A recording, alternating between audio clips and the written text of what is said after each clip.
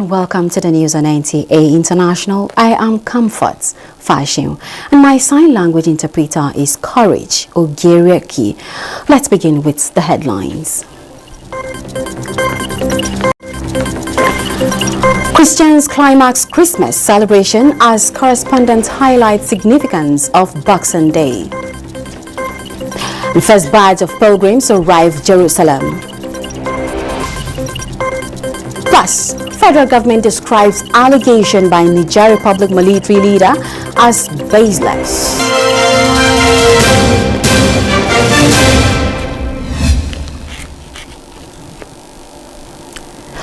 Gifts given, especially to loved ones, is a common practice during the Yuletide season.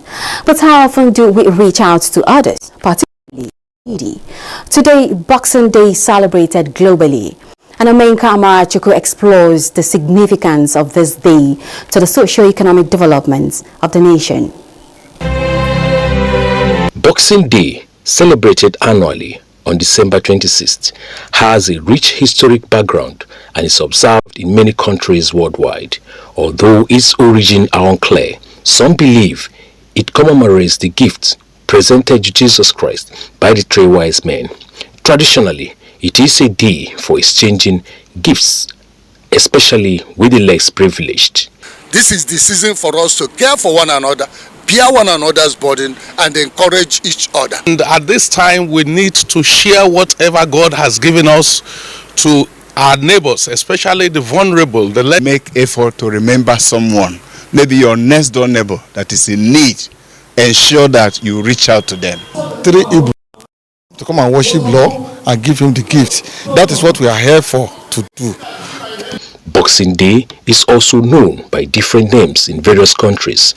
In South Africa, it is called the Day of Goodwill, while in Ireland, it is referred as St. Stephen's Day or the Feast of St. Stephen.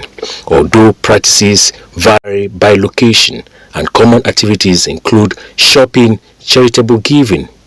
In countries like Australia, New Zealand, Canada and UK, Boxing Day is often the busiest shopping day of the year. In Nigeria, Boxing Day has its unique experience. The Bible makes us to understand that the coming of Christ is a gift. So that is the basis, the foundation for the day. A day that will remember the poor and the needy, is a day that will show love, is a day that we exchange gifts to each other. Person, you could actually buy gifts, whatever kind of gifts, you exchange with them. You don't really exchange with them, you give them. That's what I understand a bit about Boxing Day. Unlike some people who think it's a day for actual physical boxing, no. It's a day for boxing gifts, wrapping gifts. The celebration is characterized by messages of hope, love and commitment to nation building. Well, the celebration is characterized by message of hope, love and commitment to nation building. Abuja, Omenka Amarachuku, NTA News. Similarly, Boxing Day is a holiday traditionally celebrated the day after Christmas. It is marked by the exchange of boxes of gifts, synonymous with giving to the less fortunate.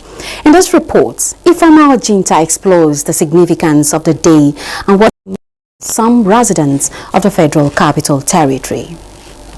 Research shows that the origins of Boxing Day are drawn from two principles. Firstly, it is linked to Thanksgiving Day traditions when money was placed in church boxes to be distributed to the poor. Secondly, it stems from the practice where masters gave boxes containing money, goodies or food to their employees or tradesmen at Christmas as a token for appreciation for their good work throughout the year. Over time, the tradition has evolved. Scenes of wrapped gifts placed under a Christmas tree and shared among family members and friends on Boxing Day have become the norm in many homes and cultures. Additionally, some children believe that Santa Claus places these boxes of goodies under the Christmas tree for well-behaved children. However, Boxing Day has different meanings to different people. Boxing Day is a tradition, it's a culture all around the world. for celebrating charitable acts of giving to the poor and less needy. Boxing Day is a day after Christmas Day, in which the Christian kingdom design as Boxing Day, they call it Boxing Day for people to relax as a day after Christmas. It is called Boxing Day because it is full of events after the Christmas celebration.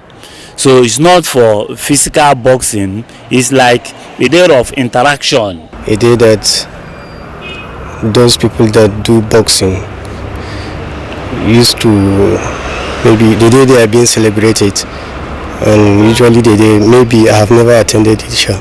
But how can this day be celebrated? Government should look forward to suiting the pace of Nigerians on this special day of Christmas and Boxing Day celebration. That's my suggestion. And Nigerians too, we should be law abiding, and we should also show love to one another.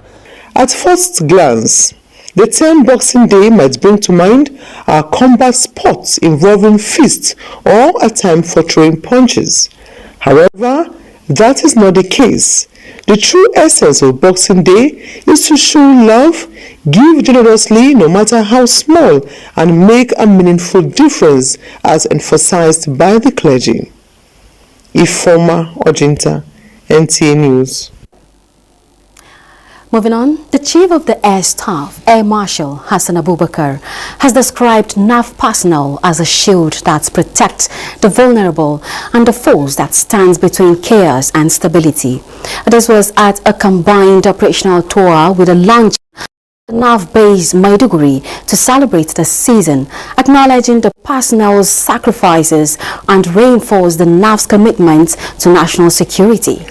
A statement by the Director of Public Relations and Information, Air Vice Marshal Olushola Akinboyewa, indicates that Air Marshal Abubakar lauded the personnel's unwavering dedication to counterinsurgency operations, noting their significant contributions to degrading insurgent capabilities.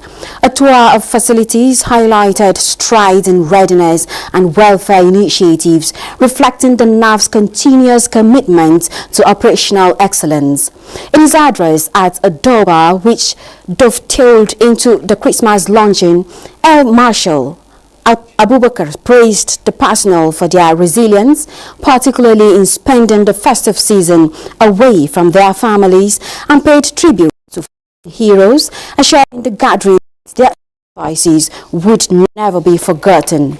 He lauded President Bola Ahmed Tinubu for his unwavering commitment to empowering the armed forces of Nigeria, which have bolstered NAV operations through welfare enhancement, advanced platforms procurement, and capacity building programs in line with the NAV non-kinetic strategies, and have greatly supported the service's operational effectiveness. Drug kingpins arrested in connection with the historic seizure of 2,139.55 kilograms of cocaine at an Ikorodu residential estate in 2022 have been convicted by a federal high court, Lagos, to various jail terms totaling 28 years with hard labor. This followed a well-coordinated and intelligence-led operation on Sunday, 18 September 2022, on a house located at an estate in Lagos where the over 2.1 tons of cocaine were seized. The largest seizure in the history of Nigeria's anti-narcotic operations. They were also to forfeit money in both local and foreign currency, including a Toyota Tacoma SUV and 2 houses linked to members of the drug cartel. Their conviction and forfeiture of their assets is a historical blow to illicit drug trade, says NTAi. Following the raid of the Eziuko markets by the National Agency for Food and Drug Administration and Control, NAFDAC, clamping down on cartels who deal on adulterated and wines and beverages, a A 40-man committee now has a mandate to maintain daily surveillance and report acts of faking or dealing on any unwholesome products to NAFDAC. NECA Onu visited the markets and brings an update. NAFDAC has identified and sealed off shops involved in the production of adulterated products in Izupu market, Aba, raising concerns among Nigerians on the integrity of those who trade in the market. Now a new set of rules are being put in place by authorities to permanently nip in the bud the production and sales of adulterated products in the market. We are mandated them to make sure that no such production goes on in our market anymore. We have 27 zones. Out of the 27 zones, we have suspended 3 zones. These 3 zones were the area where this problem centered. We have asked the task force to make sure that any person they get, they must hand the paper to the with the knowledge of press. And not only there, the neighborhood that allows that such a thing to happen and they do not notify us. This move is to stop further damage of the image of the market and save lives of unsuspecting Nigerians who patronize goods in the market. The committee is to liaise with NAFDAC authorities to arrest and prosecute offenders. At the moment, the sealed sections were confiscated are completely cordoned off to restore customers' confidence. In Aba, NECA Onu, NTA News. The Federal Institute of Industrial Research, Oshodi, has been drawn to various and has described as unfounded, false, malicious newspaper publications and online posts stating that the Lagos office of Nigeria's foremost research institute, FIRO, has been gutted by fire. FIRO says the fake news is a ploy to sabotage the giant developmental strides of Director General and President Bola Ahmed Tinubu's administration, knowing the contributions of the FIRO towards the implementation of the renewed hope agenda of the federal government. As at the time of refuting these publications, the premises of FIRO and or its adjoining premises are safe and void of any inferno or incidents that calls for panic. The federal government has rejected in strong terms the allegations in a viral video by the military leader of Niger Republic, General Abdurrahman Chani, claiming a purported non-existence conclusion between Nigeria and France to destabilize his country. In a statement in Abuja, the Minister of Information and National Orientation, Muhammad Idris, says these claims exist solely in the realm of imagination, pointing out that Nigeria has never engaged in any overt or covert alliance with France or any other country to sponsor terrorist attack or destabilize the Niger Republic in the wake of the undemocratic change in the of that country. The report. President Bola Ahmed Tinubu, as chairman of ECOWAS, has demonstrated an exemplary leadership. This is as he keeps the doors of the sub-regional body open to re-engaging Niger Republic despite the political situation in the country. Nigeria remains committed to fostering peace, harmony and historic diplomatic ties with Niger Republic. And Nigeria's armed forces, in collaboration with partners in the multinational joint task force, are succeeding in curbing terrorism within the region. Minister of Information and National Orientation, Muhammad Idris, says it is absurd to suggest that Nigeria would conspire with any foreign powers to undermine the peace and security of a neighboring country. He stated that neither the Nigerian government of its officials has ever been involved in arming or supporting any terror group to attack Niger Republic. adding that no part of Nigeria has been ceded to any foreign power for subversive operations in Niger Republic. The minister, on the accusation that Nigeria seeks to sabotage Niger's pipeline and agriculture, says it is both unfounded and counterproductive, stressing that Nigeria has consistently supported Niger's economic development through joint energy and infrastructure projects such as a Trans-Saharan gas pipeline, the Kano-Maradi Railway project, and that it is therefore illogical to suggest that Nigeria would undermine initiatives it has actively promoted. The claims about the alleged establishment of a so-called Lukarawa terrorist headquarters in Sokoto State, purportedly orchestrated by Nigeria in collaboration with France, the minister says are baseless, indicating that Nigeria has been a regional leader in combating terrorism, dedicating significant resources and lives to ensure stability in the Lake Chad Basin and beyond. The public is as such urged to disregard these false allegations, and those making such claims, particularly the military leader in Niger Republic, must provide credible evidence to substantiate them. You're watching the news on NTA International. We take a breather now. Stay with us. Russian Foreign Minister Sergei Lavrov on Thursday said France had tried to establish dialogue with Moscow on Ukraine, but without Kyiv's participation.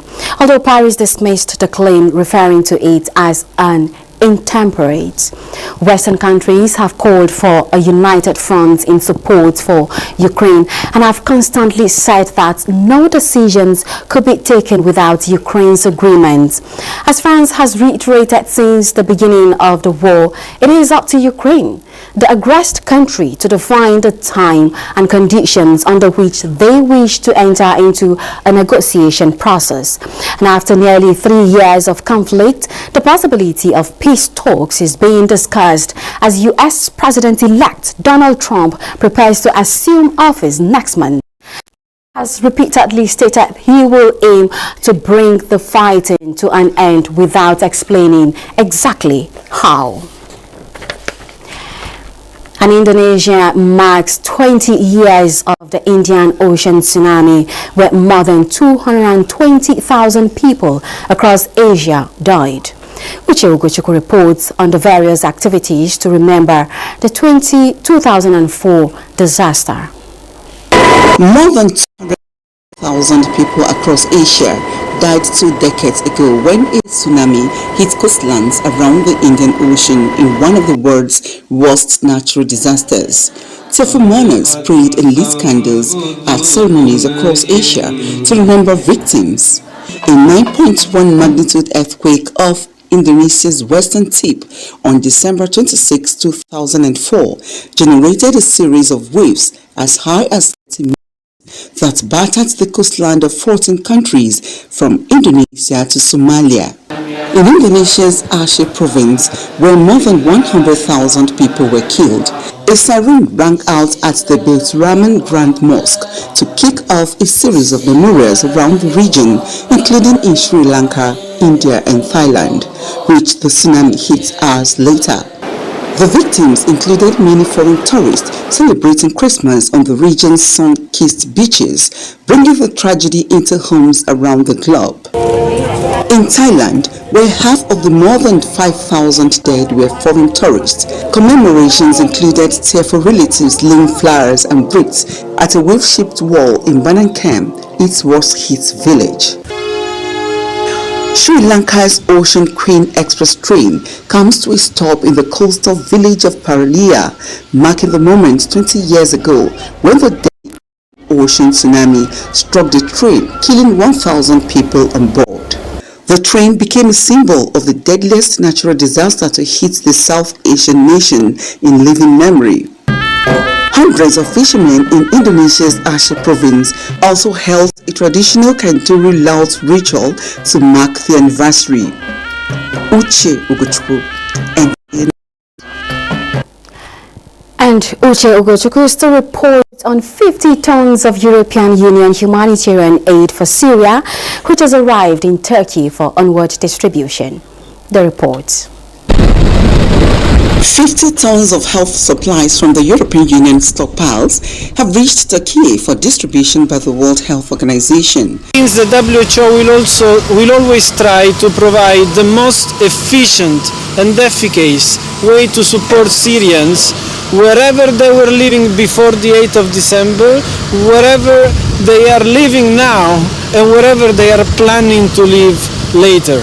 The aid will be transported by trucks and get via the Turkish border, crossing in neighboring Hatay province.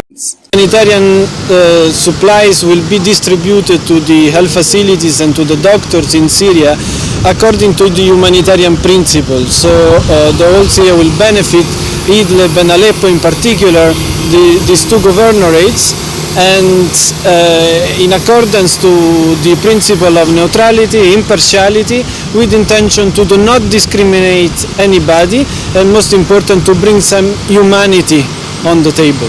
President of the European Commission, Ursula von der Leyen, had expressed concern that although the collapse of the Assad regime offers new hope for people of Syria, it also carries risks and brings hardship.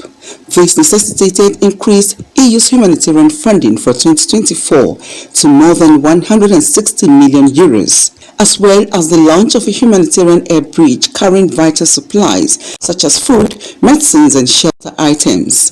14 years of war left people in Syria facing mass displacement, widespread food insecurity, crumbling infrastructure, economic decline and preventable diseases, with some 16.7 million people in urgent need of assistance. Uche Ugochukwu, NTA News.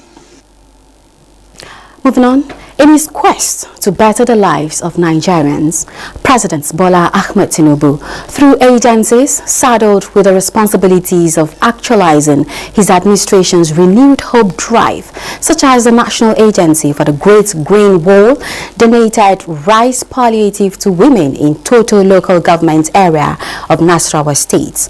Muhammad Awalu reports that the member representing Nasarawa Toto Federal Constituency, Abdul Mumin Muhammad Ari, facilitated the gesture. One of the responsibilities of a focused government is enhancing the livelihood of its citizens, courtesy of various programs and initiatives. It is on this premise that the renewed hope enterprise of President Bola Ahmed Tinubu, through the for the Great Green Wall, distributed more than 1,400 different size bags of rice as palliatives to women in total local government area of Nasarawa State, which was facilitated by the member representing Nasarawa Toto in the Federal House of Representatives, Abdul Mumini Muhammad Ari. This is the rice that we struggle to get. On behalf of them, we say thank you to Mr. President and Bola Ahmed Tinubu. We say thank you to Shetima. We say thank you to Didi Green Wall. We are here to monitor and to supervise the distribution of this rice as palliative to people of our total local government. Beneficiaries of the goodwill thank the parliamentarian for providing them with democratic yields. We thank the federal government and our representatives for the food they brought to us. Those that God has granted them the opportunity to provide it for us, may God continue to uplift. When you are favored by your people, you are expected to return same.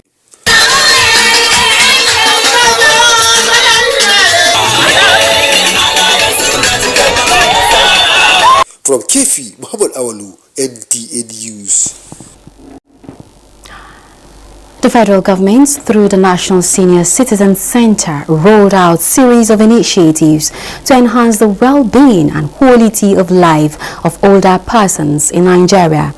Elizabeth Omori takes a look at some of the key programs initiated in review, which align with the presidential agenda. Caring for the elderly in Nigeria is becoming more participatory and beneficial, with transformative programs synchronized with presidential priorities for inclusivity. In this regard, the National Senior Citizen Center has been identifying and catering to the needs of the aging population since it took off in 2021. The center has engaged key areas to advance income security, promote health and well-being of senior citizens, engage capacity of senior citizens, promote fundamentals change in perception of aging and old age, as well as facilitate progressive registration of senior citizens for age-friendly services. Right now, NSCC has worked with NBTE to make caregiving a skill. So we have developed the National Occupational Standards, we have the National Occupational Standards, and then we also have training providers, which are the states and federal teaching hospitals, those ones whose team have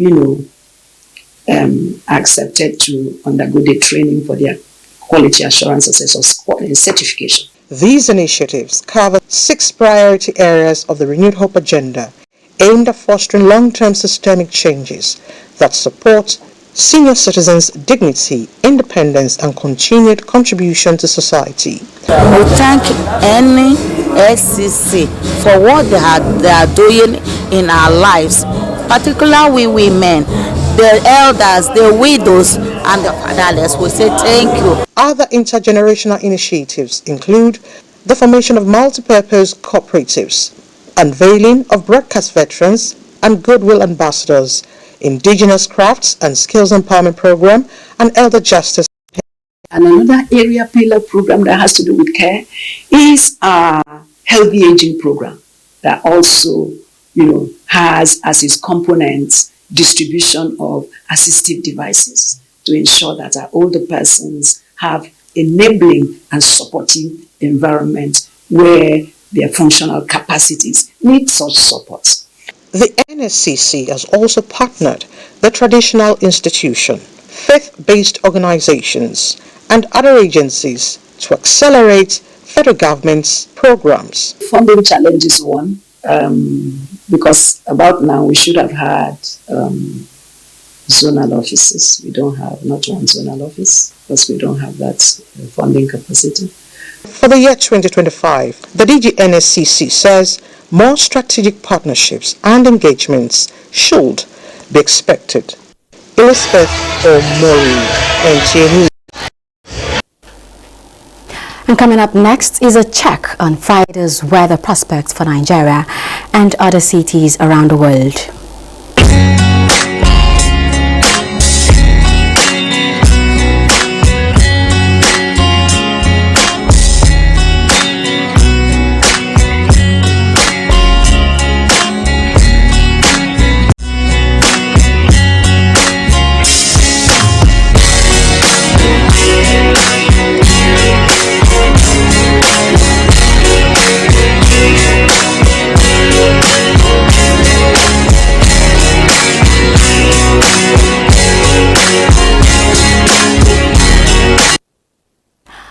We end the news here. I am Comfort Fashion, and my sign language interpreter is Courage Ogiraki.